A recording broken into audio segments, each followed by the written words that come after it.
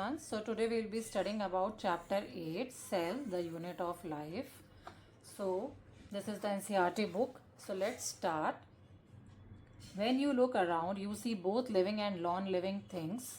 You must have wondered and asked, what is it that makes an organism living, or what is it that an inanimate thing does not have which a living thing has? इसका मतलब ये है कि आप कैसे decide करते हैं कि लिविंग और नॉन लिविंग थिंग्स के बीच में कैसे डिफरेंस पता करते हैं कि ऑर्गेनिज्म लिविंग है या नॉन लिविंग है.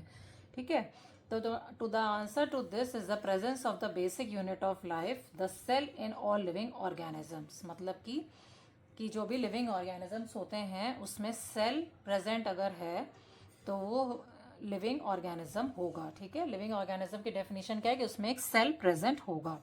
फिर all organisms are composed of cells. सारे ऑर्गेनिजम्स में सेल्स होते हैं. Some are composed of a single cell and are called as unicellular organisms. जो सिंगल सेल्ड वाले ऑर्गेनिजम्स क्या बोलते हैं उनको? यूनिसेलुलर ऑर्गेनिजम्स, जिसमें कि सिंगल सेल होता है. ठीक है, while others like us composed of many cells are all multicellular organisms. हम लोग के अंदर क्या होता है? मल्टी सेलुलर हम लोग हैं, क्योंकि हम लोग के अंदर बहुत सारे सेल्स हैं अलग अलग फंक्शंस करने के लिए. ठीक है, तो नेक्स्ट करते हैं व्हाट इज अ सेल. तो unicellular organisms are capable of independent existence and performing the essential functions of life. Unicellular organisms में कितने सेल होते हैं? वन सेल होता है, और वो इंडिपेंडेंटली एग्जिस्ट कर सकते हैं, और सिंगल सेल से ही वो अपने सारे जितने भी फंक्शंस होते हैं, इंपॉर्टेंट फंक्शंस होते हैं लाइफ से रिलेटेड, वो सारे परफॉर्म करने में केपेबल होते हैं. ठीक है, anything less than a complete structure of a cell does not ensure independent living. मतलब कि एक लिविंग ऑर्गेनिज्म में complete structure of the cell होना बहुत ज़रूरी है. ठीक है, तभी वो अपने सारे फंक्शंस परफॉर्म कर पाएंगे. ठीक है, hence cell is the fundamental structural and functional unit of all living organisms. Cell क्या है? एक fundamental structural and functional unit है. इस टाइप के क्वेश्चंस आ सकते हैं कि what is the structure and functional unit of all living organisms. तो उसका आंसर होगा सेल. ठीक है, तब क्या करते हैं, एक साइंटिस्ट के नाम पे पढ़ते हैं. दो साइंटिस्ट हैं बहुत important. Anton von Leeuwenhoek first saw and described a live cell. ठीक है, एंटन वॉन ल्यूवेनहॉक ने लिविंग सेल देखा था सबसे पहले. Live cell Anton von Leeuwenhoek से अब लिविंग याद रख सकते हैं, LL. ठीक है, फिर Robert Brown later discovered the nucleus. Robert Brown ने क्या किया? न्यूक्लियस डिस्कवर किया था. ठीक है, the invention of the microscope and its improvement leading to the electron microscope revealed all the structural details of the cell. Microscope की वजह से, और फिर उसके बाद जब डेवलपमेंट हो गया इलेक्ट्रॉन माइक्रोस्कोप का, तो उससे हमको सारे स्ट्रक्चरल डिटेल्स सेल के मिल गए देखने के लिए. ठीक है, तो ये बहुत इंपॉर्टेंट है. दो साइंटिस्ट, एंटन वॉन ल्यूवेनहॉक, इसमें नीट में बहुत सारे क्वेश्चंस आते हैं. Leeuwenhoek living cell, Robert Brown is nucleus. ठीक है, now coming to the cell theory. In 1838, ये आपको ईयर थोड़ा सा ध्यान रखिएगा, मैथेस श्लेडेन, अ जर्मन बॉटनिस्ट. श्लेडेन है German botanist. examined a large number of plants and observed that all plants are composed of different kinds of cells which form the tissues of the plant. तो German botanist Schleiden है German botanist. उन्होंने क्या किया था? बहुत सारे plants observe किए और देखा कि प्लांट्स में बहुत सारे सेल्स प्रेजेंट होते हैं जो कि टिश्यूज बनाते हैं. सेल से क्या बनता है? टिश्यू बनता है ना. फिर जर्मन बॉटनिस्ट की बात हो गई श्लेडेन की. ठीक है, उन्होंने प्लांट ऑब्जर्व किया और उसमें प्लांट्स जो है बहुत सारे सेल्स से बने होते हैं और टिश्यूज बनाते हैं. At about the same time Theodore Schwann, a British zoologist. श्वान कौन है? एक जूलॉजिस्ट है. ठीक है, ये आपको ध्यान रखना है. श्वान है जूलॉजिस्ट और श्लेडेन है बॉटनिस्ट. ठीक है, तो उन्होंने क्या किया? इन्होंने स्टडी किया different types of animal cells and reported that cells had a thin outer layer which is today known as the plasma membrane. तो इन्होंने क्या स्टडी किया? एनिमल सेल को स्टडी किया और रिपोर्ट किया कि एनिमल सेल्स में क्या होता है? एक आउटर लेयर होती है, उसको बोलते हैं प्लाज्मा मेम्ब्रेन. ठीक है, शॉर्ट में PM भी लिख सकते हैं. तो उन्होंने क्या डिस्कवर किया कि एनिमल सेल्स डिस्कवर किए, देखे, इन्होंने स्टडी किए, और आउटर लेयर जो होती है थिन आउटर लेयर, उसको बोलते हैं plasma membrane. He also concluded based on his studies on plant tissues that the presence of cell wall is a unique character of the plant cells. तो इन्होंने plasma membrane और cell wall जो कि plants में होता है उसके बारे में भी इन्होंने बताया है. जबकि ये जोलॉजिस्ट हैं, बट सेल वॉल के बारे में, प्लांट की सेल वॉल के बारे में श्वान ने बताया. सो आपको ये बहुत इंपॉर्टेंट है, ये आपको ध्यान रखना है. ठीक है, ये नहीं कि बॉटनिस्ट है स्लेडेन बॉटैनिस्ट हैं तो सारे प्लांट का काम उन्होंने ही किया है, ऐसा नहीं है। ये बहुत इंपॉर्टेंट है और बहुत कंफ्यूजिंग रहता है बच्चों के लिए। जो सेल वॉल होती है, यूनिक कैरेक्टर होती है सेल्स की, प्लांट सेल्स की, वो किसने दिया था? शॉन, जो कि जोलॉजिस्ट हैं, ठीक है। On the basis of this Schwann proposed the hypothesis that the bodies of animals and plants are composed of cells and products of cells, ठीक है। तो उन्होंने एक हाइपोथेसिस दी है कि जो बॉडीज होती हैं प्लांट्स एंड एनिमल्स की, वो सेल्स और उनके प्रोडक्ट्स से ही बनी होती हैं, ठीक है। फिर स्लेडन एंड शॉन ने क्या किया? Schleiden and Schwann together formulated the cell theory. Cell theory बनाई इन्होंने। एक सेल थ्योरी किसने दी थी? स्लेडन एंड शॉन ने। ये भी बहुत इंपॉर्टेंट थ्योरी है। This theory however did not explain how to new cells were formed. So इसका एक ड्रॉबैक था इस थ्योरी का कि हम लोग को नहीं पता कि नए सेल्स कैसे बनते हैं, ठीक है। तो सेल थ्योरी का ये ड्रॉबैक है। फिर रुडोल्फ विर्चो एक नए साइंटिस्ट हैं, इनका भी नेम बहुत इंपॉर्टेंट है। इन्होंने एक्सप्लेन किया 1855 में that cells divided and new cells are formed from pre existing cells. इन्होंने इस बारे में बात करी कि सेल्स कैसे डिवाइड करते हैं और नए सेल पुराने सेल्स से कैसे बनते हैं, और इसको बोलते हैं ओमनिस सेल्यूला इज सेल्यूला, ठीक है। फिर he modified the hypothesis of Schleiden and Schwann to give the cell theory a final shape, ठीक है। तो उन्होंने स्लेडन एंड शॉन की स्टोरी में तो, सेल थ्योरी में तो ड्रॉबैक था कि नए सेल्स कैसे बनते हैं वो नहीं पता था, नहीं एक्सप्लेन कर पाई थी वो उनकी थ्योरी। लेकिन रुडोल्फ विर्चो ने पूरा एक्सप्लेन किया कि कैसे सेल्स डिवाइड होते हैं और नए सेल्स बनते हैं पुराने सेल्स से जो प्री एग्जिस्टिंग होते हैं, उनको ओमनिस सेल्यूला ई सेल्यूला बोलते हैं। फिर इन्होंने, रुडोल्फ विर्चो ने स्लेडन एंड शॉन की थ्योरी को एक फाइनल शेप दिया। अब सेल थ्योरी एग्जैक्टली क्या है? 2 पॉइंट्स हैं। All living organisms are composed of cells and products of cells, ठीक है। All cells arise from pre existing cells. ये 2 इंपॉर्टेंट स्टेटमेंट्स हैं सेल थ्योरी के, कि जो भी ऑर्गेनिजम्स होते हैं वो सेल और उनके प्रोडक्ट से बने होते हैं, और जो सेल्स होते हैं वो पुराने, that is pre existing cells से अराइज करते हैं, ठीक है। Hope this much is clear. Now coming to an overview of cell. ये भी बहुत इंपॉर्टेंट है। You have earlier observed cells in an onion peel or human cheek cells under the microscope. Let us recollect their structure. The onion cell, which is a typical plant cell, जो onion cell होता है वो तो plant cell है, has a distinct cell wall as its outer boundary and just within it is the cell membrane, ठीक है। तो सबसे पहले देखेंगे plant cell की जो outer वाली layer होती है उसमें क्या होता है? सेल वॉल होता है, ठीक है, as its outer boundary and just within it is the cell membrane. तो बाहर वाली जो होगी वो सेल वॉल है और अंदर है सेल मेम्ब्रेन, ठीक है। 2 अनियन सेल के बारे में बात हो रही है। The cells of the human cheek have an outer membrane as the delimiting structure of the cell. जो ह्यूमन चीक सेल है, inside each cell is a dense membrane bound structure called as the nucleus. ये cheek cell के बारे में बात हो रही है, तो इसके अंदर एक है न्यूक्लियस, ठीक है, न्यूक्लियस है। This nucleus contains the chromosomes which in turn contain the genetic material DNA. तो न्यूक्लियस में क्या प्रेजेंट होता है? क्रोमोसोम्स प्रेजेंट होते हैं, क्रोमोसोम्स प्रेजेंट होते हैं, और क्रोमोसोम्स में क्या प्रेजेंट होता है? Genetic material, that is the DNA. ये बात हो रही है चीक सेल की और ये बात हो रही है अनियन सेल की, ठीक है, ठीक है। This much is clear. DNA present होता है। Cells that have membrane bound nuclei are called as eukaryotic cells. जिसमें न्यूक्लियाई प्रेजेंट होती है वो होते हैं eukaryotic cells, where the cells that lack a membrane bound nucleus are called as prokaryotic cells. ये आपने अर्लियर क्लासेस में भी पढ़ा होगा, इससे भी बहुत क्वेश्चंस आते हैं। तो जिनके पास मेम्ब्रेन बाउंड न्यूक्लियाई होती है वो यूकैरियोटिक होते हैं, जैसे कि हम लोग यूकैरियोटिक हैं, whereas cells that lack a membrane bound nucleus are called as prokaryotic, ठीक है। In both prokaryotic and eukaryotic cells दोनों में क्या होता है? A semi fluid matrix called as the cytoplasm occupies the volume of the cell.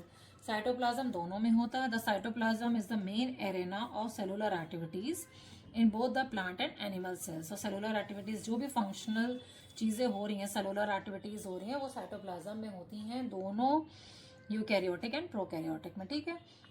Various chemical reactions occur in it to keep the cell living in the living state. बहुत सारे chemical reactions होते हैं cytoplasm में, सारी चीजें होती हैं, सारी सेलुलर एक्टिविटीज होती हैं दोनों ही सेल्स में, ठीक है। Now besides the nucleus the eukaryotic cells have other membrane bound distinct structures called as the organelles. अब यूकैरियोटिक सेल्स में और क्या क्या होता है? बहुत सारे ऑर्गेनल्स होते हैं, जैसे कि endoplasmic reticulum, Golgi complex, lysosomes, mitochondria, microbodies and vacuoles, ये सारी चीज़ें होती हैं endoplasmic reticulum, Golgi complex, lysosomes, mitochondria, microbodies and vacuoles. और प्रोकैरियोटिक सेल्स जो होते हैं उनमें मेम्ब्रेन बाउंड ऑर्गेनेलीज नहीं प्रेजेंट होती हैं। ठीक है, अब नेक्स्ट पढ़ते हैं राइबोसोम्स। राइबोसोम्स क्या होते हैं? They are non membrane bound organelles found in all cells. ठीक है, राइबोसोम्स क्या होते हैं? नॉन मेम्ब्रेन होते हैं। ये बहुत इंपॉर्टेंट है, काफी बार क्वेश्चन आ चुका है। बोथ यूकैरियोटिक और प्रोकैरियोटिक दोनों में राइबोसोम्स प्रेजेंट होते हैं। Within the cell ribosomes are found not only in the cytoplasm but also within the two organelles. Cell के अंदर राइबोसोम्स कहाँ पे प्रेजेंट होते हैं इसकी बात हो रही है।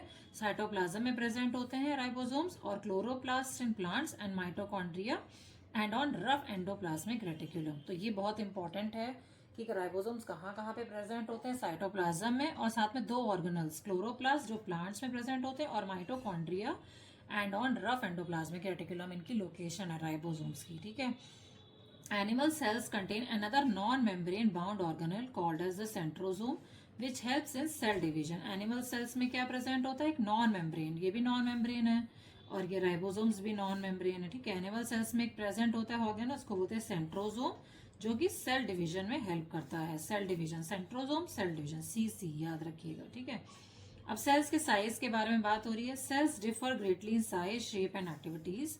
For example, mycoplasmas, the smallest cells are only 0.3 micrometer in length. ठीक है, माइक्रोप्लाज्मा से भी बहुत क्वेश्चंस आते हैं। जो स्मॉलेस्ट सेल्स हैं इनका साइज आपको याद रखना है, 0.3 micrometer in length, while bacteria could be 3 to 5 micrometers. ठीक है, बैक्टीरिया का क्या होता है साइज? 3 to 5 micrometer.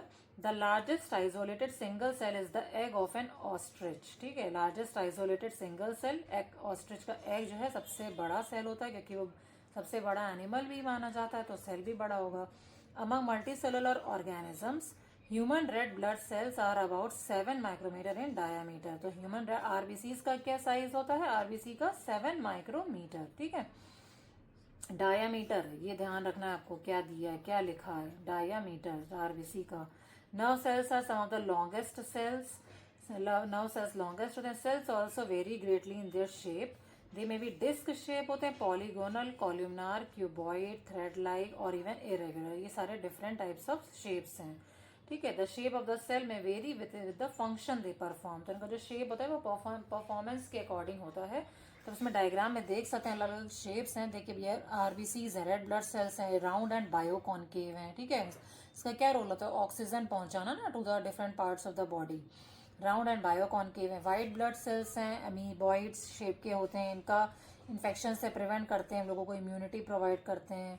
ठीक है, कॉलमनार एपिथेलियल सेल्स हैं, लॉन्ग एंड नैरो होते हैं। ये सारे इनके शेप्स आपको ध्यान रखने हैं। नर्व सेल्स तो आपको आइडिया होगा, थोड़ा ब्रांच्ड एंड लॉन्ग, अपने अर्लियर क्लासेस में भी पढ़ा होगा। और ट्रैकीट्स क्या होते हैं? प्लांट्स में जो प्रेजेंट होते हैं इलॉन्गेटेड होते हैं। और मीजोफिल सेल्स जो होते हैं वो राउंड एंड ओवल होते हैं। तो सारे आपको शेप्स ध्यान रखने हैं। ठीक है, फिर नेक्स्ट आते हैं प्रोकैरियोटिक सेल्स के बारे में, डिटेल में पढ़ेंगे। Prokaryotic cells are represented by bacteria, blue green algae, mycoplasma and PPLO, pleuropneumonia like organisms. मतलब कि प्रोकैरियोटिक सेल में क्या होता है? बैक्टीरिया होते हैं, example blue green algae, mycoplasma and PPLO मतलब कि प्लूरोन्यूमोनिया लाइक ऑर्गेनिजम्स। ये सारी चीजें प्रोकैरियोटिक सेल्स में आती हैं, एग्जाम्पल्स हैं। They generally smaller and multiply more rapidly than the eukaryotic cells. ये बहुत इंपॉर्टेंट स्टेटमेंट है। कभी भी कुछ भी टाइप का क्वेश्चन आता है, स्टेटमेंट बेस्ड या असर्शन रीजन कुछ भी आ सकता है, कि जो प्रोकैरियोटिक सेल्स स्मॉलर होते हैं और रैपिडली डिवीजन होता है इनका, मल्टीप्लाई जल्दी करते हैं, फास्ट करते हैं as compare to the eukaryotic cells. ठीक है, they may vary greatly in shape and size, सबका अलग अलग शेप साइज होता है। 4 बेसिक टाइप्स ऑफ बैक्टीरिया होते हैं, जैसे कि bacillus rod like, coccus spherical, vibrio comma shaped and spirillum is spiral shaped. ठीक है, vibrio is comma shaped, coccus is spherical, bacillus is rod like. So ये 4 shapes आपको ध्यान रखने हैं, बैक्टीरिया के होते हैं। ठीक है, the organisation of the prokaryotic cell is fundamentally similar even though prokaryotes exhibit a wide variety of shapes and functions. इनके शेप्स अलग अलग होते हैं, लेकिन जो ऑर्गेनाइजेशन होता है, अरेंजमेंट होता है इन सेल्स के अंदर सब चीज़ों का, वो एकदम थोड़ा सिमिलर होता है। ठीक है, ये बात बोली है। जबकि इन लोग का शेप चेंज हो सकता है, फंक्शंस थोड़ा वैरायटी वाले हो सकते हैं, बट जिस तरह से अरेंजमेंट है सेल के अंदर वो सिमिलर होता है प्रोकैरियोटिक सेल्स का। All prokaryotes have a cell wall surrounding the cell membrane except in mycoplasma. ठीक है, प्रोकैरियोट्स, सारे प्रोकैरियोट्स में सेल वॉल प्रेजेंट होता है, सारे सेल वॉल प्रेजेंट होते हैं सब में, बस माइकोप्लाज्मा में नहीं होता। The fluid matrix filling the cell is called as a cytoplasm. Cytoplasm present होता है। ठीक है, there is no well defined nucleus, हमने अभी थोड़ी देर पहले ही समझा है कि प्रोकैरियोट्स में न्यूक्लियस नहीं होता है। The genetic material is basically naked not enveloped by a nuclear membrane in, तो मतलब जो जेनेटिक मटेरियल होता है उसमें कोई एंक्लोज्ड नहीं होता है किसी भी चीज़ में, कि न्यूक्लियस एंक्लोज्ड टाइप का नहीं होता, प्रॉपर डिफाइंड नहीं होता। ठीक है, in addition to the genomic DNA, the single chromosome या circular DNA, many bacteria have small circular DNA outside the genomic DNA।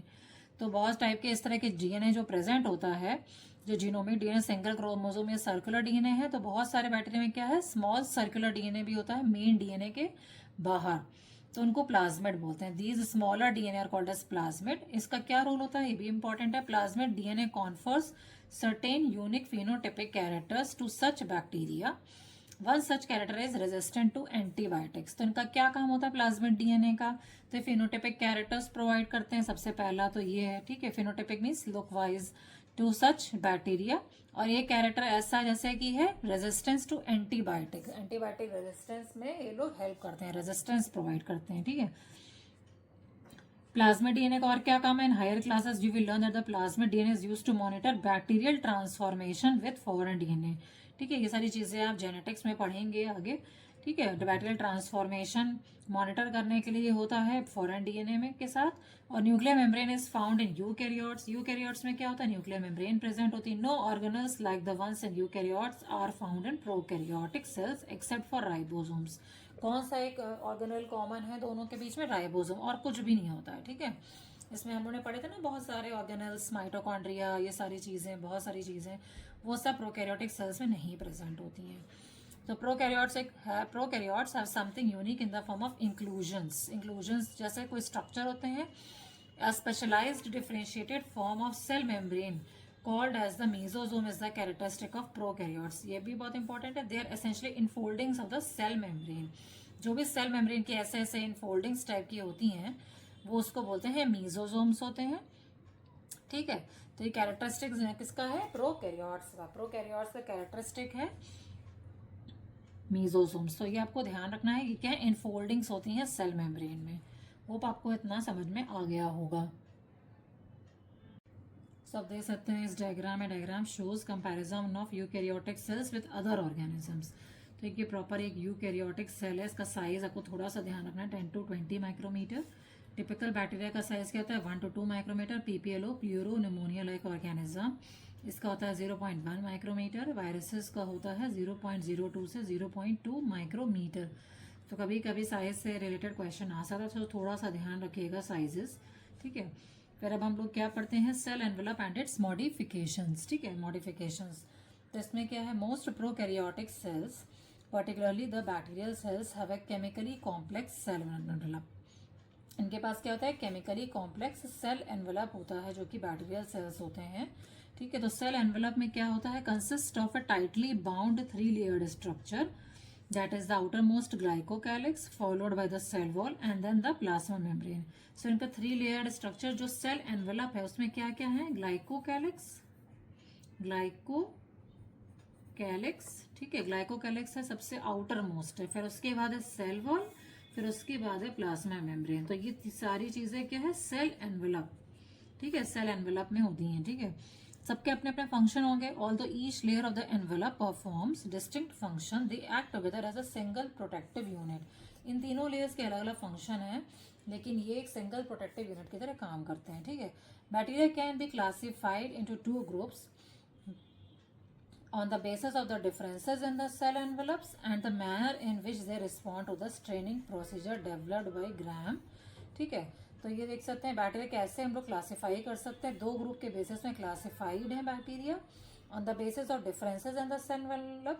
ये 2 पॉइंट्स आपको ध्यान रखने होंगे, किस बेसिस पे हम इनको डिफरेंस कर सकते हैं, सेल एनवेलप के बेसिस पे, और दूसरा है कि किस मैनर में वो एक रिस्पॉन्ड करेंगे स्टेनिंग प्रोसीजर को डेवलप बाय ग्राम। विज मतलब कि इन एक्सप्लेनेशन इन डिटेल, ठीक है। तो those that take up the Gram stain are Gram positive, जो कि ग्राम स्टेन को ले लेते हैं, स्टेन शो करते हैं, उनको ग्राम पॉजिटिव बैक्टीरिया बोलते हैं। And the others that do not are called as the gram negative bacteria. So ये थोड़ा ध्यान रखना है, ग्राम पॉजिटिव और ग्राम नेगेटिव। जो स्टेन ले लेगा वो ग्राम पॉजिटिव है, और जो नहीं लेगा वो ग्राम नेगेटिव है। और किस बेसिस पे इनको करा है, स्टेनिंग प्रोसीजर और सेल एनवेलप के जो डिफरेंसेस हैं, ठीक है। सेल एनवेलप में क्या क्या आता है, glycocalyx, cell wall, plasma membrane, prokaryotic cells में जैसे स्पेशली बैक्टीरियल सेल्स, ठीक है। अब ग्लाइकोकैलिक्स के बारे में पढ़ते हैं। Glycocalyx differs in composition and thickness among different bacteria, ठीक है। ये कैसे डिफर होगा, कॉम्पोजिशन अलग होगा, ठीक है, और थिकनेस अलग होगी, डिफरेंट बैक्टीरिया में अलग अलग रहेगा, ठीक है। It could be a loose sheath called as a slime layer. Loose sheath अगर, तो स्लाइम लेयर। लूज से आप ध्यान रखिए, स्लाइम में एल है और लूज है, तो लूज स्लाइम ऐसा ध्यान रख सकते हैं। लूज शीथ है तो slime layer. In some while in others it में भी थिक एंड टफ है, तो उसको बोलते हैं कैप्सूल। कैप्सूल अगर है तो थिक एंड टफ है तो कैप्सूल, ठीक है। तो ग्लाइकोकैलिक्स के दो टाइप्स कैसे हैं, कॉम्पोजिशन और थिकनेस में डिफर करता है। लूज शीथ में अगर प्रेजेंट है तो स्लाइम लेयर, और अगर थिक एंड टफ है तो कैप्सूल, ठीक है। The cell wall determines the shape of the cell and provides a strong structural support to prevent the bacteria from bursting and collapsing. Cell wall का क्या role होता है, shape of the cell provide करता है और provides a strong structural support भी provide करता है, ताकि बैक्टीरिया जो है बर्स्ट या कोलैप्स नहीं हो, ठीक है। नेक्स्ट है plasma membrane. Is selectively permeable in nature, ठीक है। प्रॉपरली पूरा परमिएबल ही है, सेलेक्टिवली परमिएबल है, ठीक है। कुछ ही चीज़ों को आने जाने देगी, ठीक है, plasma membrane. And interacts with the outside world, plasma membrane, ठीक है। This membrane is similar structurally to that of the eukaryotes. जो प्लाज्मा मेम्ब्रेन है वो यूकैरियोट्स से भी स्ट्रक्चरली सिमिलर है, ठीक है। Next, a special membranous structure is the mesosomes. हमने अभी पढ़ा था मीजोजोम्स क्या होते हैं, इनफोल्डिंग्स होते हैं ना सेल मेम्ब्रेन में, प्रोकैरियोट्स में। तब इसके बारे में पढ़ते हैं। Which is formed by the extensions of plasma membrane into the cell, ठीक है। These extensions are in the form of vesicles, tubules या लैमेले। तो मीजोजोम्स किस फॉर्म में हो सकते हैं, वेसाइकल्स, ट्यूब्यूल्स या लैमेले। और इन्हें होते हैं क्या है, इनफोल्डिंग्स होते हैं सेल मेम्ब्रेन या प्लाज्मा मेम्ब्रेन सेल के अंदर, ठीक है, इनफोल्डिंग्स होते हैं। इनका क्या रोल होता है, they help in cell wall formation. Cell wall formation में हेल्प करते हैं। DNA replication and distribution to daughter cells. DNA replicate होगा तो उनका डीएनए डिवाइड होगा, फिर डॉटर सेल्स में जाएगा। तो ये सब में किसका काम होता है, mesosomes. They also help in respiration process में, सिक्रीशन प्रोसेस में, to increase the surface area of the plasma membrane and enzymatic content. तो ये सारे इनके फंक्शंस हैं, बहुत ध्यान रखना है क्या क्या फंक्शंस हैं। फिर से करते हैं। Cell wall formation, DNA replication, DNA replicate होगा तो डिस्ट्रीब्यूट होगा डॉटर सेल्स में, respiration, secretion process, increasing the surface area of the plasma membrane, और एंजाइमेटिक प्रोसेसेस में इनका काम होता है। In some prokaryotes like cyanobacteria there are other membranous extensions into the cytoplasm. Cyanobacteria में क्या होता है, अलग टाइप के मेम्ब्रेनस एक्सटेंशंस होते हैं, उनको बोलते हैं क्रोमैटोफोर्स विच कंटेन पिगमेंट्स। उनके पास पिगमेंट्स होते हैं क्रोमैटोफोर्स में, साइनोबैक्टीरिया में, ठीक है। तो फिर ये आपको ध्यान रखना, साइनोबैक्टीरिया में क्या होता है, क्रोमैटोफोर्स होता है और उसमें पिगमेंट होता है। अब क्या होता है, बैक्टीरियल सेल्स में भी मोटाइल और नॉन मोटाइल, दोनों चीज़ें हो सकती हैं, मोटाइल या नॉन मोटाइल। अगर if motile they have thin filamentous extensions from the cell wall called as the flagella. अगर मोटाइल है तो उसमें फ्लैजिला प्रेजेंट होगा, सेल वॉल से प्रेजेंट होगा। फिलामेंटस एक्सटेंशंस होते हैं, थिन होते हैं, ठीक है। फ्लैजिला होता है thin filamentous extensions from the cell wall अगर मोटाइल है। Bacteria shows a range in the number and arrangement of flagella. कैसे अरेंज होता है बैक्टीरिया का जो फ्लैजिलम होता है, it is compose of 3 parts, filament, hook and basal body. ये 3 पार्ट्स बहुत इंपॉर्टेंट है फ्लैजिलम के स्ट्रक्चर में, तो आपको ध्यान रखना, filament, hook and basal body, 3 चीजें हैं। The filament is the longest portion and extends from the cell surface to the outside. जैसे कि एक ये जो सेल सर्फेस है तो ऐसे अटैच है, तो उसमें 3 पार्ट्स हैं। तो जो फिलामेंट वाला पार्ट है इस तरह का कुछ कर्वी टाइप का, तो फिलामेंट है सबसे आउटर मोस्ट पार्ट, ठीक है। ये हो जाएगा बेसल बॉडी, ये हो जाएगा हुक और ये हो जाएगा फिलामेंट, ठीक है। डिटेल में आप आगे समझेंगे structure. The filament is the longest portion and extends from the cell surface to the outside. तो फिलामेंट बहुत ही लंबा स्ट्रक्चर है और जो सेल सर्फेस से प्रेजेंट है। Besides flagella, pili and fimbriae और also surface structures of the bacteria but they do not play a role in motility. Pili and fimbriae ये क्या है, सरफेस स्ट्रक्चर्स हैं बट ये मोटिलिटी में नहीं हेल्प करते हैं, ठीक है। मोटिलिटी में क्या हेल्प करता है, खाली फ्लैजिला। पैलाई क्या होता है, they are elongated tubular structures made of a special protein. Special protein का नाम इसमें मेंशन नहीं बट उनको बोलते हैं पाइलेंस। पाइली में पाइलेंस प्रोटीन होते हैं और ये होते हैं इलोंगेटेड ट्यूबुलर स्ट्रक्चर्स, ठीक है। फेमरिया क्या होता है, there are small bristle like fibres sprouting outside of the cell. Fimbriae क्या होता है, स्मॉल होते हैं, ब्रिस्टल लाइक फाइबर्स होते हैं, और पैलाई क्या होते हैं, इलोंगेटेड ट्यूबुलर स्ट्रक्चर्स होते हैं। In some bacteria they are also known to help attach the bacteria to rocks and streams and also to host tissues. ये भी इंपॉर्टेंट है, दो बार पूछा गया है एग्जाम में कि इनका क्या रोल होता है। तो attach the bacteria to rocks में अटैच करने में, streams and also to host करने के लिए टिश्यूज में इनका रोल होता है। Now coming to ribosomes and inclusion bodies. Prokaryotes में क्या होता है, राइबोसोम्स क्या होते हैं, they are associated with the plasma membrane of the cell. Prokaryotes में राइबोसोम्स प्लाज्मा मेम्ब्रेन से एसोसिएटेड होते हैं। इनका साइज क्या है, 15 nanometre by 20 nanometre in size and are made up of two subunits 50s and 30s units which when present together form 70s prokaryotic ribosomes, ठीक है। तो प्रोकैरियोट्स में क्या होता है, राइबोसोम्स एसोसिएटेड होते हैं plasma membrane of the cell से। इनका साइज होता है 50 nanometre by 20 nanometre in size, important है। दो सब यूनिट के होते हैं, 50s एंड 30s। प्रोकैरियोट्स की बात हो रही है, तो ये जो 50s और 30s है तो इसको ऐड करके 80 नहीं लिखना है, इनको एडिशन नहीं करना है, ये 70s होता है। और एस क्या होता है, स्वेडबर्ग यूनिट होता है, साइज के लिए होता है राइबोसोम्स के लिए। Ribosomes are the site of protein synthesis, protein synthesis में इनका रोल होता है। Several ribosomes may attach to a single mRNA and form a chain called as polyribosomes और पॉलीजोम। तो बहुत सारे राइबोसोम्स अटैच हो जाते हैं, एक mRNA स्ट्रक्चर है उसमें बहुत सारे ऐसे ऐसे राइबोसोम्स अटैच हो जाते हैं, तो इनको बोलते हैं पॉलीजोम। ये एक पॉलीजोम या पॉलीराइबोसोम बना लेते हैं। फिर दो ribosomes of a polysome translate the mRNA into proteins. तो ये mRNA जो है ये हेल्प करते हैं प्रोटीन सिंथेसिस में। राइबोसोम्स का क्या रोल होता है, ये होता है mRNA, ठीक है। और ये है राइबोसोम्स, इसमें अटैच है, पॉलीजोम बना ले तो इससे प्रोटीन सिंथेसिस में हेल्प करते हैं, ठीक है। Now coming to inclusion bodies. Reserve material in prokaryotic cells are stored in the cytoplasm in the form of inclusion bodies. Reserve material क्या होता है, प्रोकैरियोटिक सेल्स में स्टोर्ड होता है साइटोप्लाज्म में इंक्लूजन बॉडीज के फॉर्म में। These are not bound by any membrane system and live free in the cytoplasm. कोई मेम्ब्रेन सिस्टम नहीं होता, फ्रीली प्रेजेंट होते हैं। और एग्जाम्पल क्या है इनके रिजर्व मटेरियल के, phosphate granules, cyanophycean granules, glycogen granules. Gas vacuoles are found in blue, green and purple and green photosynthetic bacteria.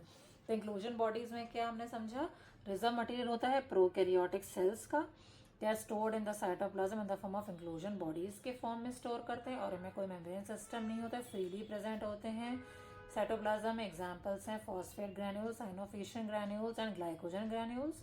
और जो गैस वैक्यूल्स होते हैं वो कहाँ पे प्रेजेंट होते हैं, blue, green and purple and green photosynthetic bacteria. So जितने भी कलरफुल बैक्टीरियाज है ना फोटोसिंथेसिस वाले, blue, green, purple and green, सब में गैस वैक्यूल्स प्रेजेंट होते हैं, ठीक है। Now coming to eukaryotic cells. अब यूकैरियोटिक सेल्स में क्या क्या आते हैं, तो eukaryotes include all the protist, plants and animals and fungi. In eukaryotic cells, there is an extensive compartmentalization of cytoplasm through the presence of membrane bound organelles। मतलब कि कहाँ का प्रेजेंट है, protist, plants and animals and fungi में present है। फिर इसमें क्या है, कंपार्टमेंटलाइजेशन होता है यूकैरियोटिक सेल्स में साइटोप्लाज्म का, presence of membrane bound organelles की वजह से, ठीक है।